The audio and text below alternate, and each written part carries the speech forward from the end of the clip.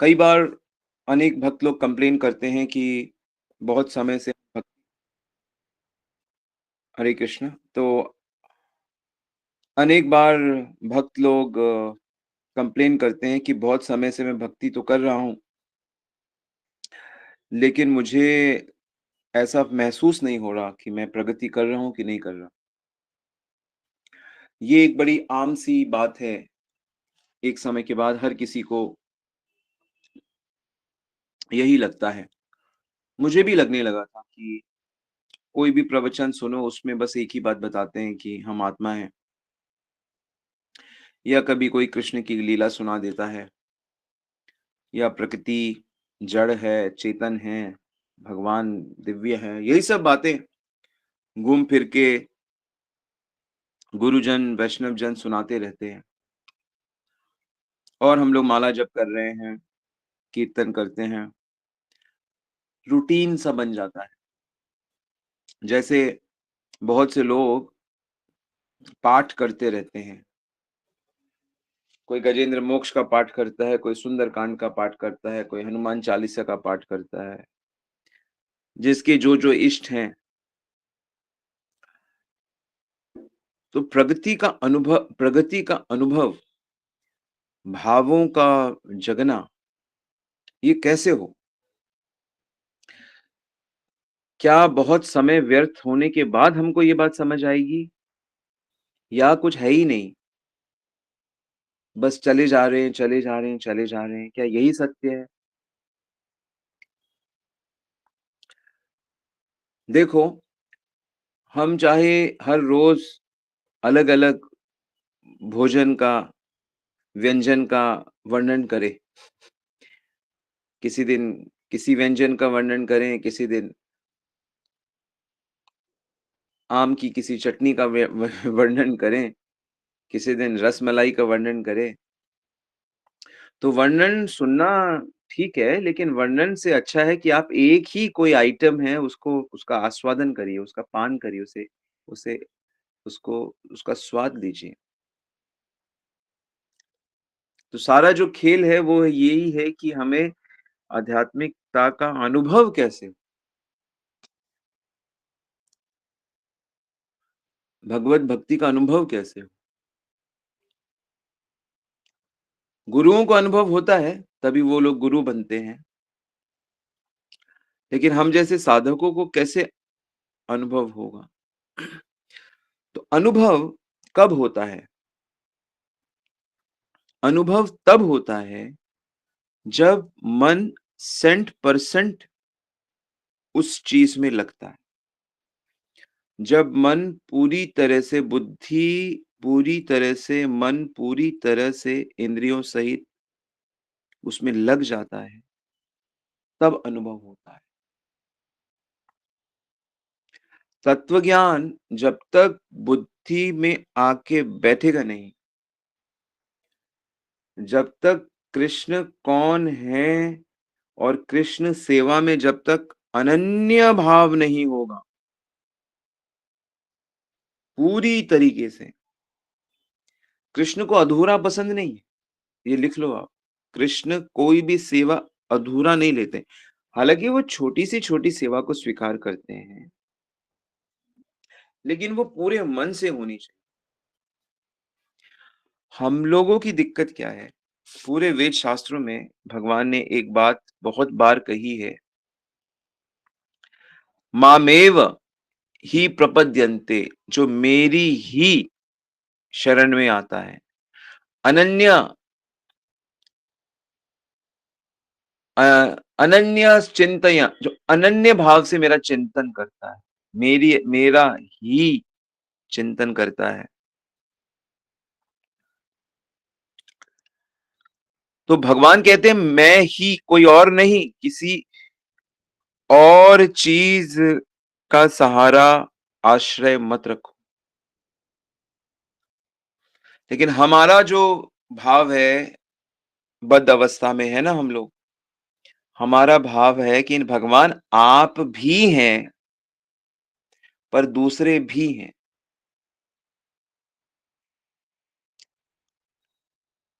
हम पूरी तरह से भगवान ही एकमात्र हमारे आश्रय हैं, ना धन हमारा आश्रय है, ना जन हमारे आश्रय है, ना घर, ना परिवार, कोई हमारा आश्रय नहीं है। हमारा एकमात्र आश्रय भगवान ही हैं, जो कुछ है सब उन्हीं का है। ये अनन्यता हमसे नहीं हो रही, इसलिए हम लोगों को वह करंट नहीं लग रहा भक्ति का। थोड़ा अच्छा लगता है जब आप सुंदर मंदिर में जाओगे, हरे कृष्णा विशेष करके इस्कॉन मंदिर में जाओगे, सुंदर ठाकुर जी के, राधा जी के दर्शन करोगे, गौर निताई के, चमकते हुए मंदिर, सुंदर आरती, मधुर कीर्तन, हर चीज़ और बहुत सुंदर त्यागी वैष्णव वहाँ होते हैं, बड़े प्रेम से बात करते हैं, समझाते हैं। तो भक्तों से जुड़ने से हमको बहुत अच्छा लगता है। कथा भगवान की प्यारी-प्यारी कथा, तत्व ज्ञान, तो हमको बहुत अच्छा लगता है क्योंकि ये थोड़ा अलग-सा है। बचपन से जो रूटीन लाइफ हम देख रहे हैं, ये उससे थोड़ा अलग है। तो कोई भी चीज़ अलग होती है तो थोड़ा अच्छी लगती है। जैसे आप कहीं घूमने जाते हो,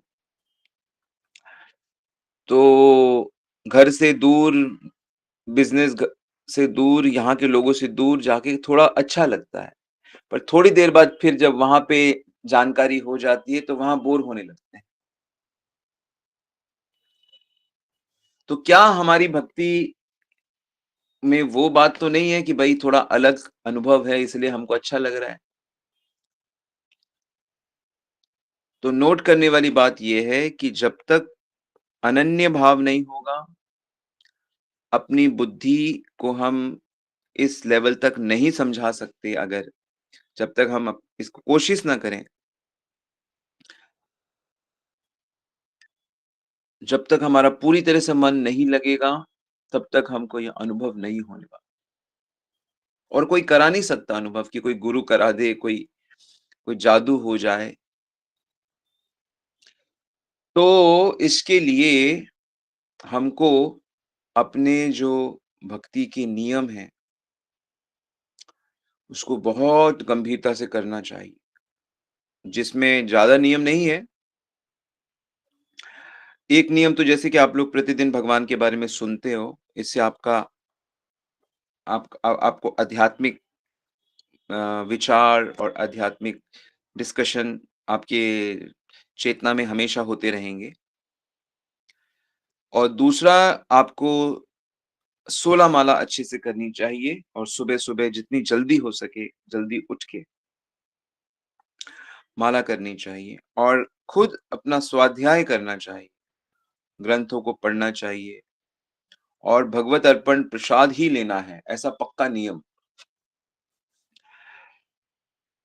4 नियम का पक्की तरीके से पालन करना,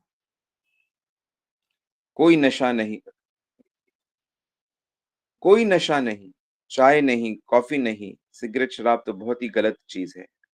मांस नहीं, जुआ नहीं, सांसारिक चीज़ें नहीं देखना। संसार मतलब आपको हमको ये सीखना पड़ेगा, ये अपने आप को समझाना पड़ेगा कि संसार अंधकार है, संसार में सुख नहीं है, दुःख है।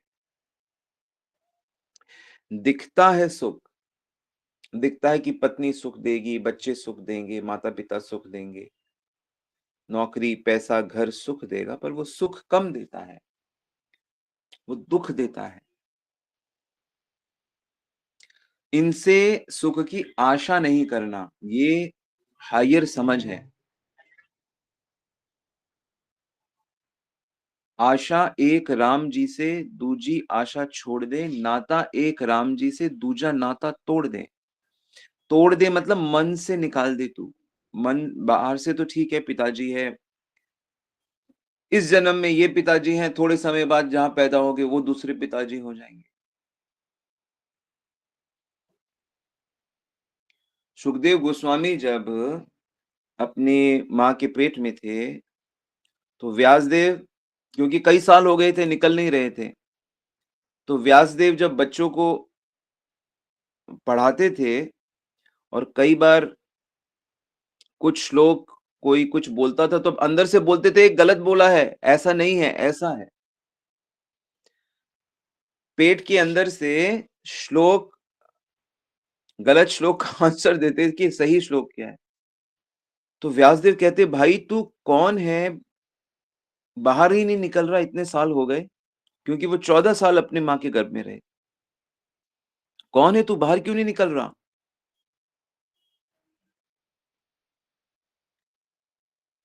और "मैं तेरा पिता हूँ।" कहते, "कौन से पिता? कितने पिता हो चुके हैं मेरे।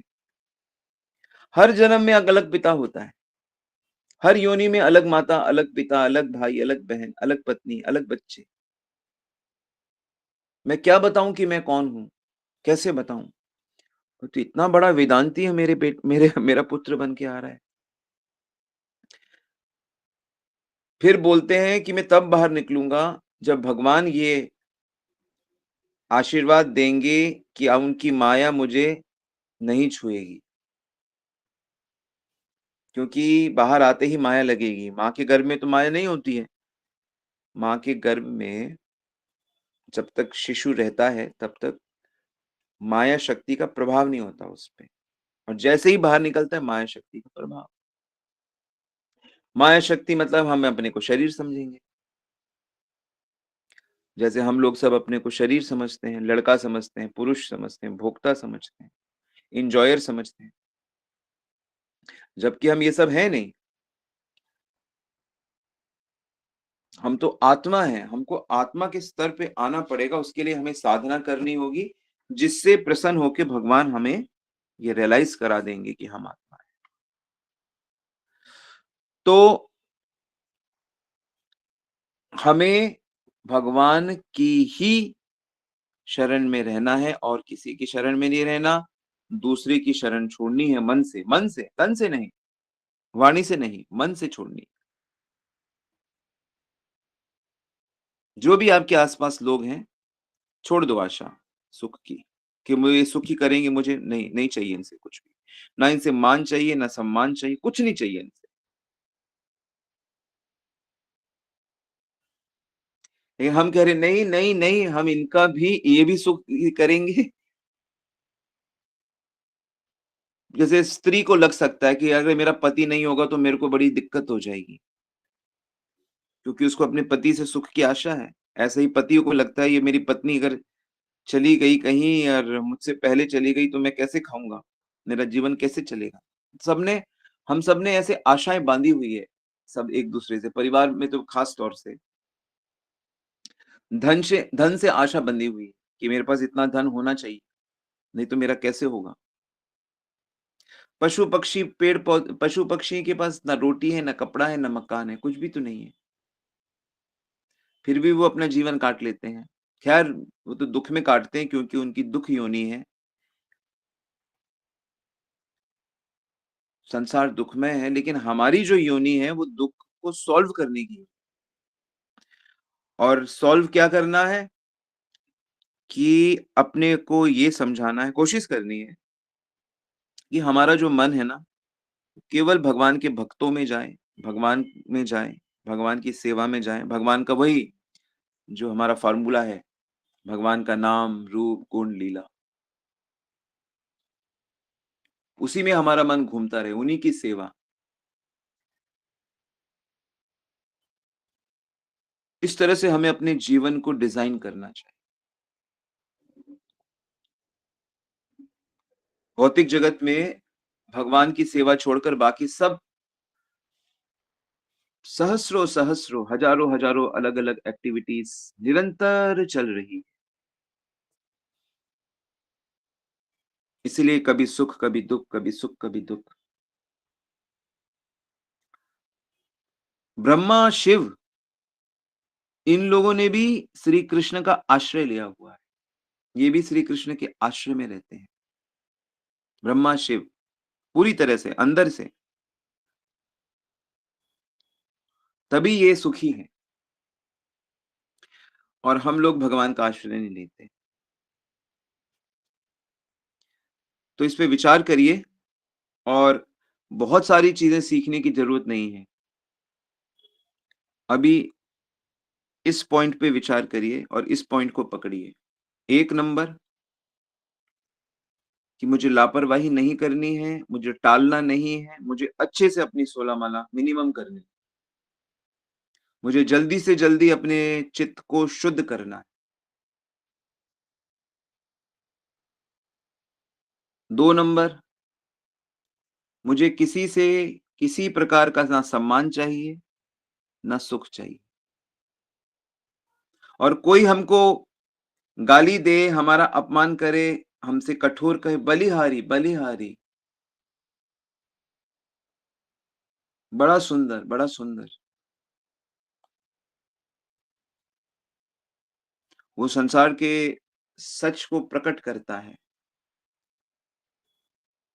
पर अपन को जैसे चैतन्य महाप्रभु कहते हैं, "अमानी ना मान देना, कीर्तनिया सदा हरि।" लेकिन अपन को सबको सम्मान देना है।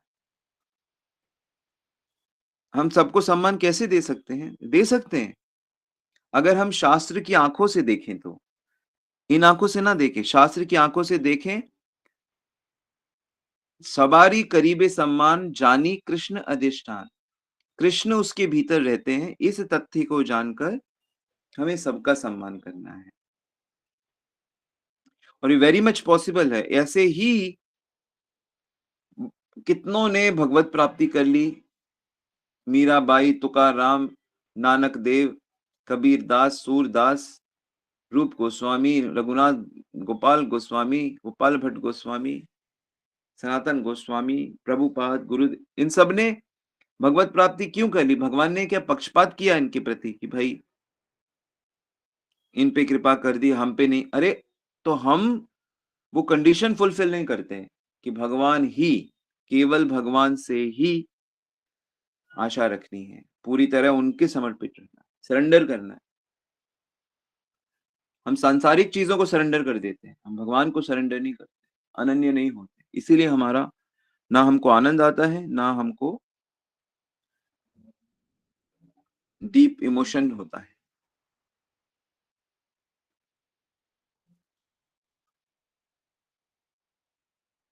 तो जब ब्रह्मा शिव भी कृष्ण के आश्रय में रहते हैं, तो हमें क्या प्रॉब्लम है?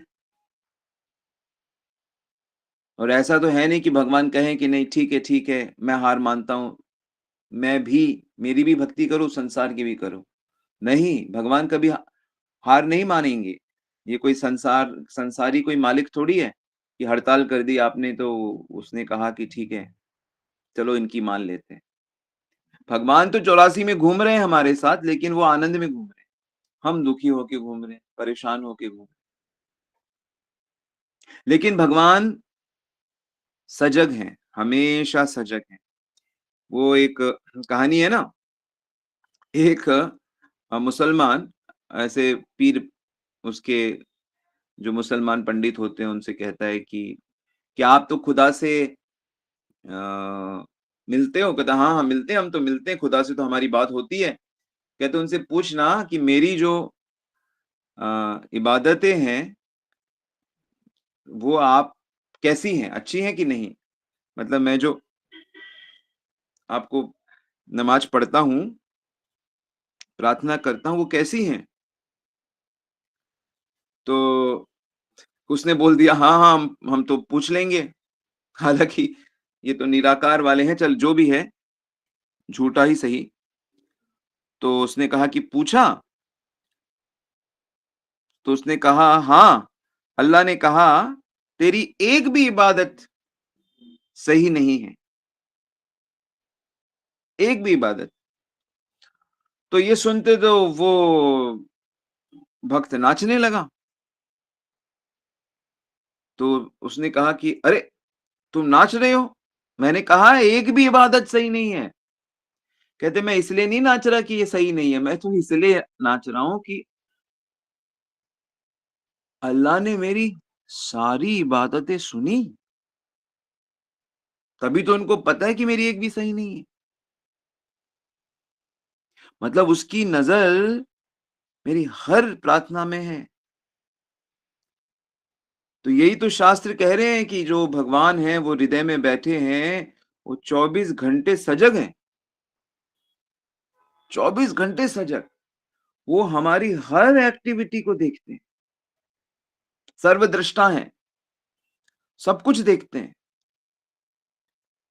और हमें लगता है कि कोई नहीं देख रहा, हम जो मर्ज़ी करें। तो जब भगवान हर चीज़ देख रहे हैं, तो उस ये एहसास हमें होना चाहिए कि नहीं होना चाहिए? ये एहसास सदा को मेरे साथ है, ये एहसास ही तो कृष्णा कॉन्शियसनेस है और क्या है? I am conscious about Krishna's presence. तो आपसे कभी कोई अपराध होगा ही नहीं, कोई गंदी बात आपके मन में आएगी नहीं, कोई बुरी बात आपके मुँह से निकलेगी नहीं।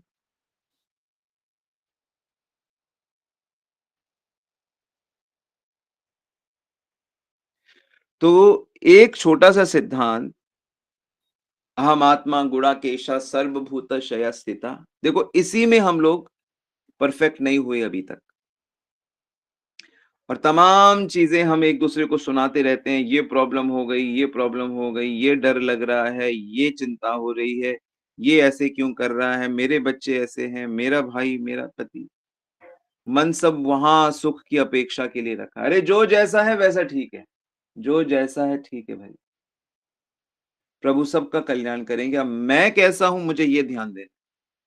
यहाँ पर हमको स्वार्थी बनना है और अपनी सेवाएँ करते रहना है, सबको प्रणाम करना है, जो भी ड्यूटी है उसको करना है। ऐसा नहीं कहा जा रहा कि आपको अपना माता-पिता की बात नहीं माननी है या आपको अपने नौकरी नहीं करनी है या बिज़नेस में पैसे नहीं कमाने हैं। सब कुछ करना है लेकिन किसी से कोई अपेक्षा नहीं और मन भगवान में लगना चाहिए कि जो कर रहे हैं भगवान आपके लिए कर रहे हैं, आपके बंदों की सेवा कर रहे हैं। हम संसार के सामान से और मनुष्यों से प्रेम करते हैं। हमें बस भगवान से और भगवान के भक्तों से प्रेम करना है। बात खत्म, इतना सा करना है। हो गया, शरणागति हो गई। बार-बार मन भटकेगा लेकिन उसको समझा-बुझा के फिर कृष्ण के चरणों में ले आना। परीक्षाएँ होंगी, लगातार परीक्षाएँ हैं, लगातार और साथ में परमेश्वर साथ में है लेकिन। परमेश्वर से बात करो, उससे प्रार्थना करो कि अरे कहाँ जाना कहाँ दूर, साथ ही में तो है।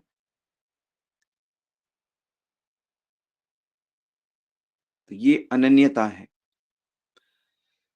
तो इस पे विचार करिए। आई होप आपने ये पॉइंट्स लिख लिए होंगे और पूरी तरह से भगवान में मन लगाने की चेष्टा करो। यही लक्ष्य लेके मुझे भी चलना है, आपको भी चलना चाहिए और जो भी अपना वास्तविक करोड़ों मनुष्य जीवन पहले भी मिल चुके हैं और उसमें हमारा कल्याण नहीं हुआ। अभी जो जीवन चल रहा है इसमें इसका लाभ उठाएँ, ज़रा कोशिश करके देखें। हरे कृष्णा। श्रील प्रभुपाद की जय, श्री गुरु महाराज की जय।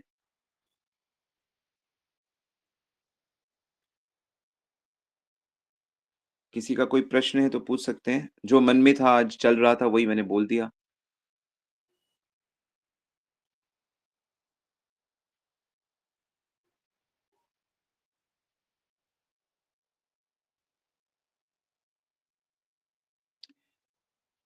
यस, कोई प्रश्न है तो आप पूछ सकते हैं।